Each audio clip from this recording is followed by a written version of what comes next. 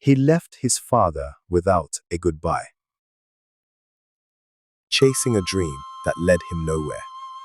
10 years later, he returned, not with riches, but with regrets. But what he found broke him forever. This is the story of a son who ran from his roots, only to find his future buried beneath them. The humble tapping life. Mr. George was known across the eastern village of Umuoke as a calm, hard-working palm wine tapper. Every morning before the sun rose, he climbed the tall palm trees barefoot, collecting fresh wine in his calabash. His only son, Smith, watched his father return home sweating and tired, yet smiling. Smith admired his father's dedication, but deep in his heart, he dreamed of life far beyond the village trees. A mother's absence. Smith's mother had passed during childbirth, leaving only Mr. George to raise him. The villagers respected how Mr. George never remarried, pouring his energy into Smith's upbringing. He trained Smith through secondary school with the little he made from palm wine. Still, Smith longed for a future that didn't smell of fermented sap. Secret dream. Smith often stared at pictures of London on torn magazines he found at the barber shop. He imagined walking under snowy skies, wearing suits and leather shoes. He couldn't understand why his father seemed content with trees and rope, and he promised himself that one day he would escape it all. The decision. One hot night, Smith made up his mind. He packed his small bag and left a note behind his father's favorite calabash. "Papa, I must chase my dream. Forgive me." At dawn, Mr. George reached for his tools and found the note. His hands trembled and his knees gave way. His only son was gone. Tears beneath the moonlight. That night, Mr. George sat on a wooden stool, eyes fixed on the sky. "Smith, my son, where have you gone?" he whispered, wiping his tears. Each day he asked, returning traders from the city if they had seen a boy named Smith, but no one had. The city life. Smith arrived in Lagos with wide eyes and an empty wallet. He slept under bridges, chased odd jobs, and hoped for miracles. Life was not like the movies. Years passed. He did cleaning jobs, carried loads, and even sold recharge cards. Yet, nothing he did brought the big break he dreamed of. The forgotten roots. Smith stopped calling himself by his village name. "Just call me Smitty," he told people. He avoided all thoughts of home or his father's face. He believed that if he focused hard enough, he would one day rise above it all. But every night, hunger reminded him he was still struggling. 10 years gone. 10 years later, Smith had aged beyond his years, wrinkled clothes, tired eyes, and a pocket full of regrets. He had nothing but dust and disappointment.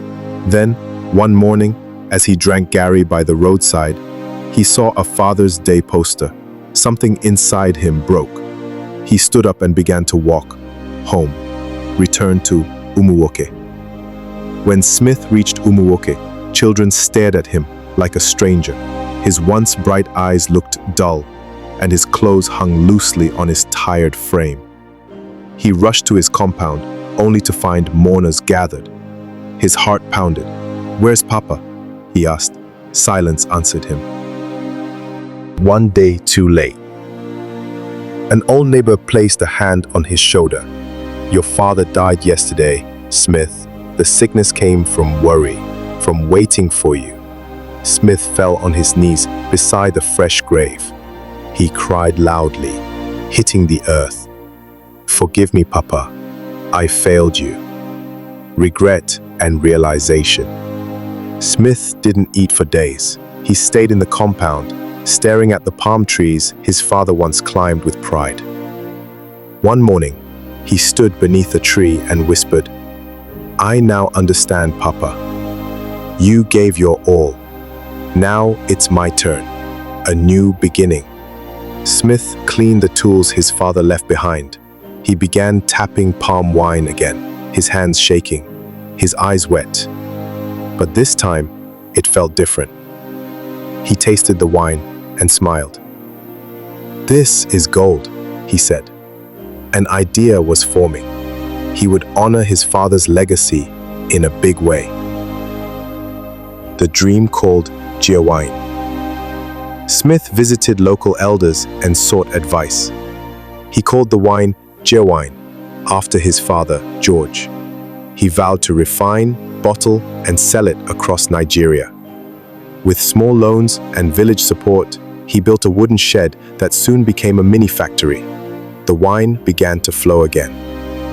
Training the youths. Instead of hiring outsiders, Smith called the village youths together.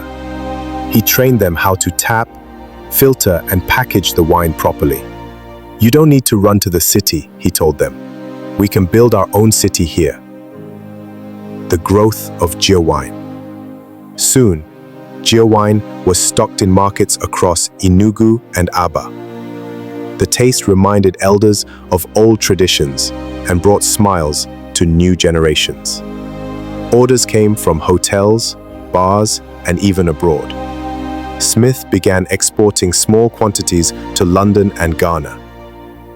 The man of the village. The villagers now greeted Smith with respect.